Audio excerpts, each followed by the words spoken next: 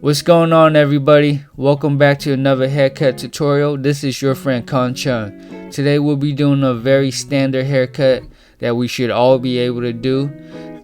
Number 3, ball fade. Here I'm using the Andis Masters and I'm taking down the top, and I'm sure to be thorough with it. Make sure you go in all direction, go against the grain, just so you can even everything out. You don't want to have the client go home and see that there's uneven hair around his head. So be thorough. Here, I'm going to create the ball line. I usually start right there and I work it halfway to the back of the head. And I'll repeat it again on the other side. And I'll meet the 2 line in the back of the head. The purpose for this is to help keep your line straight and even. I open up the clipper just a little bit before I take down the hair, and the purpose for that is so that you don't irritate the skin on the neck area, because my clipper are 0 gap, and if you angle it a certain way it can irritate the skin.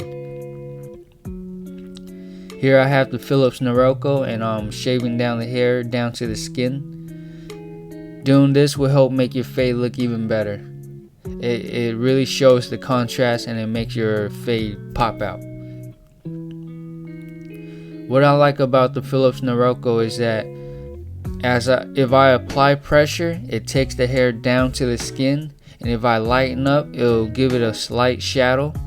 This way I don't have to worry about a harsh ball line all around the head that is difficult to blend out.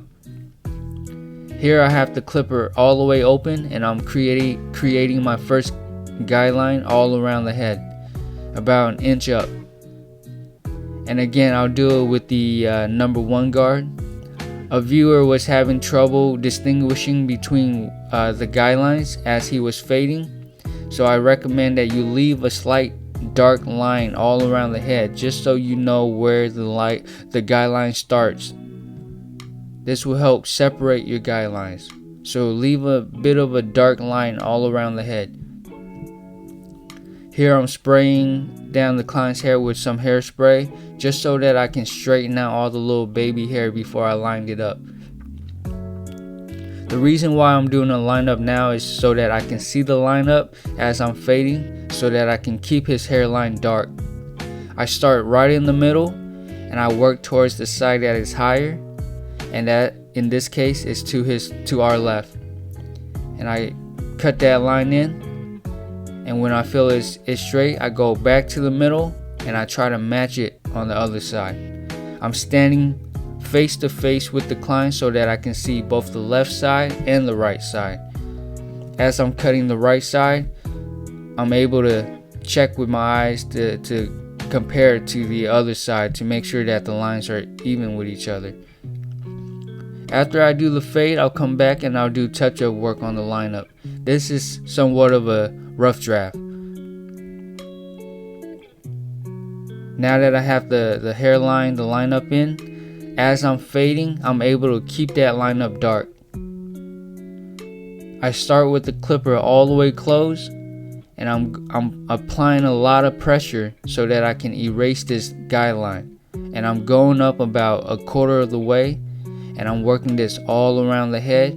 As I reach the other side, I'll open up my lever on the clipper about 1/4 of the way, and then I'll repeat it back and forth until I'm fully open with my clipper.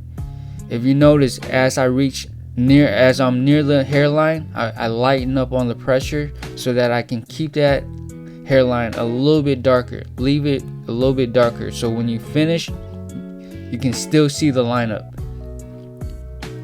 Again, I'm going in circular motion with my wrist to help blend. I prefer to go in circular motion instead of the up and down motion. The up and down motion blends as well, but I feel like it puts in more guidelines, more lines in the head. So I prefer to go into the circular motion. Again, I work this back and forth, side to side. As I reach the other side, I try to leave the hairline dark, and then I open up the lever and I go up on the hair about 1/4 of the way, and I repeat it back and forth until I'm fully open with my clipper. By the time I reach the bottom of the next guideline, my clipper is fully open.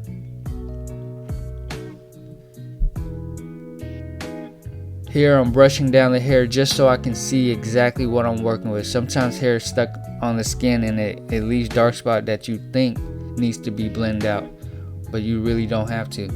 Here I'm doing touch-up work and I'm erasing dark spots as I go.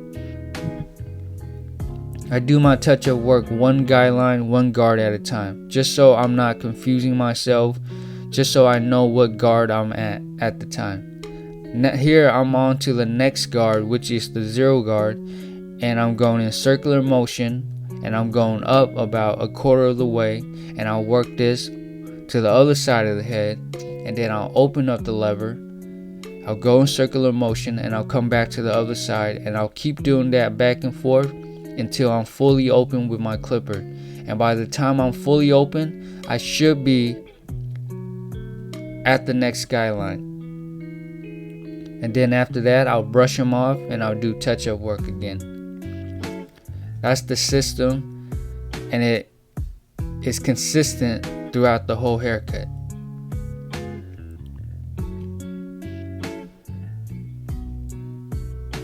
Be sure to hold down your client's ear so that the clipper doesn't rub up against it and irritate the ear. You also want to have your hand on the client's head just to keep them steady and keep them in place. You don't want your client's head to be rocking back and forth. It's uncomfortable for them. So keep a hand on them just to keep them steady. As I reach towards the crown of the head, I lighten up on my pressure because you don't want to cut in more lines. You want to soften up on your pressure. Again, here's a circular motion, and my pressure is very light because I want to fade this line out, and I don't want to create more lines. Towards the bottom of the fade, you want to apply a lot of pressure because you want to erase that bald line. But as you go up, you want to soften up so that you can blend out. Again, if you notice, I'm holding onto the client's head just to keep him from rocking back and forth. And as I get towards the lineup, I'm sure to keep that area darker. Just a slight bit, just a little bit. You do want to make it look natural. You don't want to keep it too dark to where it looks unnatural.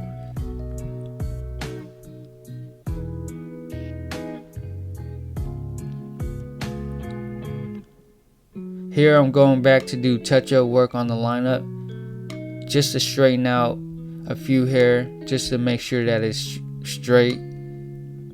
This part should be quick.